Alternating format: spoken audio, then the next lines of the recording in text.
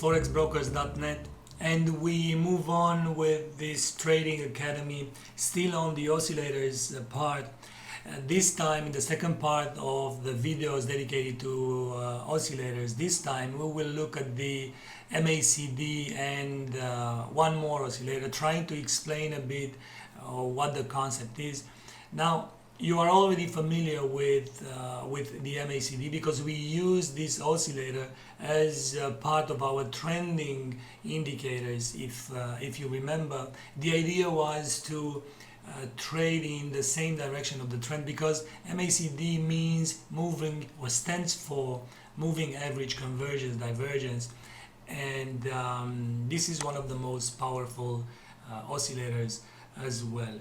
Now, again, this is not about divergences. We will look at divergences when the time comes, but at this time we only want to explain a bit what the oscillator does and what's the best or the standard way to interpret and trade it. If you go and indicators list and choose a bit the MACD, this is the pop-up window that appears when you try to apply it on a chart. Now have a close look at it, and you see that it has a fast EMA. EMA stands for exponential moving average. You will find the concept on the article dedicated to the moving averages. A slow EMA.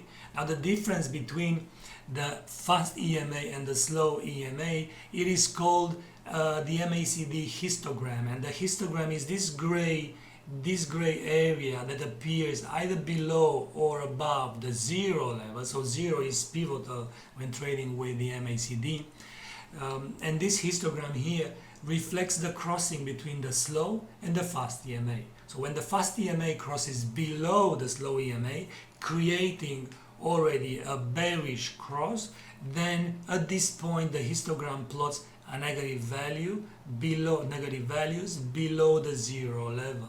Or on the other hand, when the fast EMA crosses above the slow EMA, so when the EMA 12 above goes above the EMA 26, then the histogram becomes positive and the cross is bullish. Traders will try to go on the long side. Now, what's the catch with the MACD SMA? Well, this is a simple moving average. As you can see, it's a simple moving average that reacts the first because it has, or it considers, the fewer periods, and that's the red line that you see here on the histogram. So the key when trading with the MACD with the standard interpretation is to look at the two elements. Actually, there are three elements, but to look at the two visible elements on the screen and try to interpret them. Namely, for instance, when the histogram turns positive, obviously this is a bullish sign. But when the histogram, while in positive territory, goes or moves beyond the SMA, the MACD SMA, this red dotted line, this is a word of caution. Now in this case it moves a bit in the divergence, right? So it is, let's say, riskier to go on the short side here than to go on the short side by the time the histogram turns negative. But you know, sometimes when you take a bigger risk, you have a bigger reward, in the sense that imagine that you fail to take this one here on good grounds because the market advanced, but you also fail to take the short here because of fear, and you go here, you will still catch the most of the trend but not the actual good entry.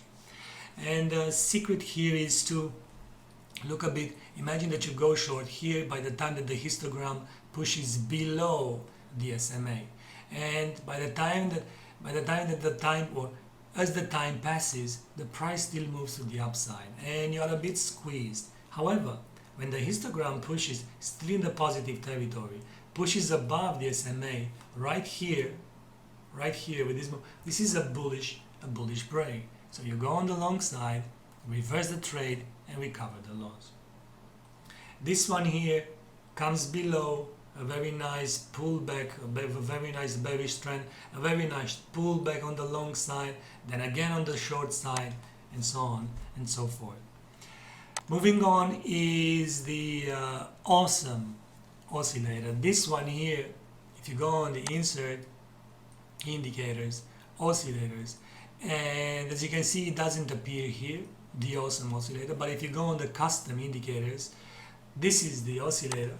It is a wonderful oscillator in the sense that it travels above or beyond the zero level and shows crosses with the zero level, allowing traders to go on the long side or on the short side on a cross above the zero or below zero. But what's really interesting on the Awesome Oscillator is that the diagram or the histogram that it forms here has two colors. In this case, red and gray. Now, normally we should look for two peaks that the market makes, but two peaks that form without the histogram crossing through or piercing through the zero level, like here for instance. The market moves to the upside, the oscillator moves to the upside, turns bearish, forms another peak without breaking the Z below zero. This peak doesn't exceed this one. Now this is a short entry because here on the bearish, on the next red one, this is called a bearish signal, so we should go on the short side right here when the market plotted 1.0690 and it moved to the downside all the way to actually was 1.1076 all the way to 1.0980.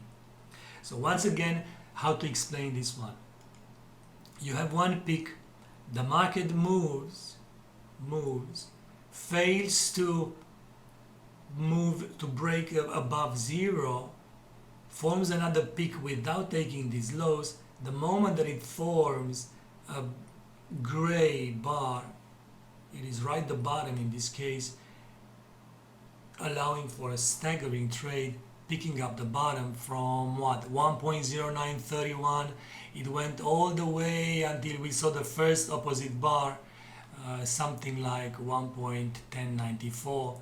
A great trade given by the Awesome Oscillator. Thank you for being here. We move on with the next pair of oscillators. Bye bye.